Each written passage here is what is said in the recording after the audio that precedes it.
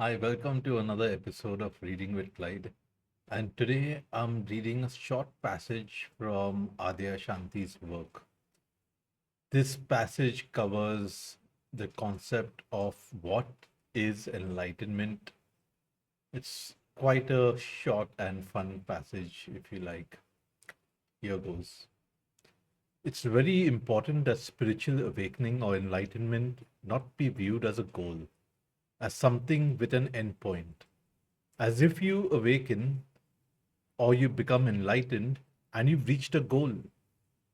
You've crossed the finish line as if you've achieved something and there's nothing more for you to see.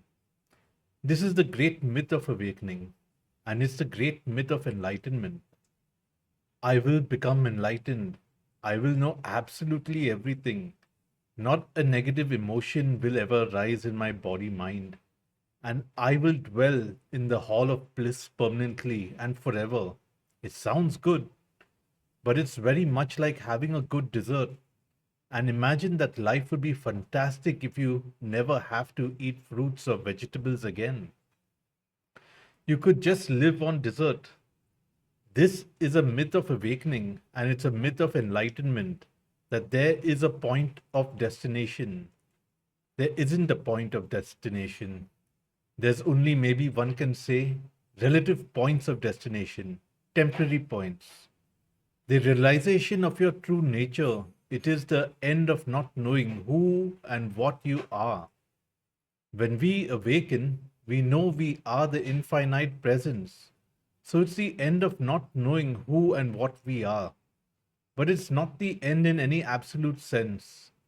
It's also the beginning. And anybody in this room who's awoken to their true nature, which has actually probably been the majority of you in some way or another, knows that it may be an end of not knowing who and what you are, but it's the beginning of another mysterious unfolding. It's the beginning of something without end.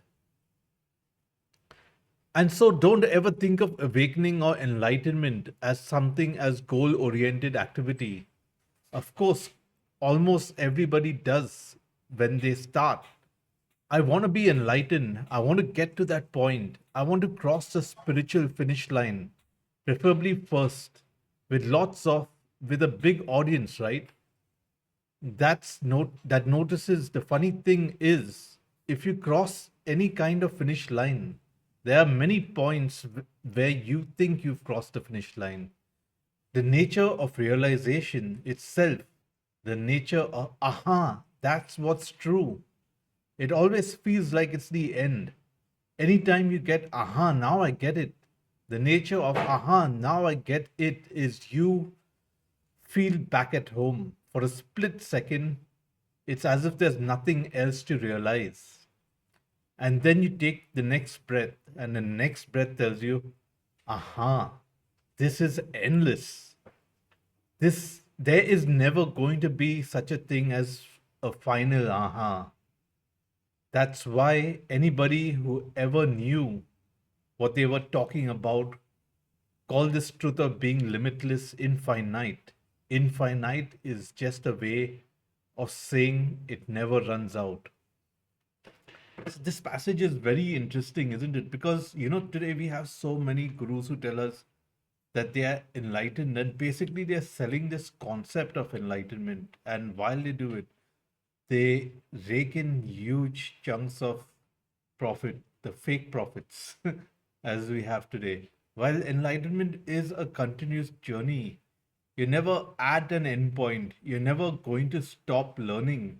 You're never going to stop growing. This is what it is. Is there a final point unless you're basically performing miracles and healing people and doing stuff that creates a god man, basically a real man of God or a god man, or we don't believe in that concept. But for me, is somebody who can basically change the world as we know it. That would probably be a destination. Have a good one.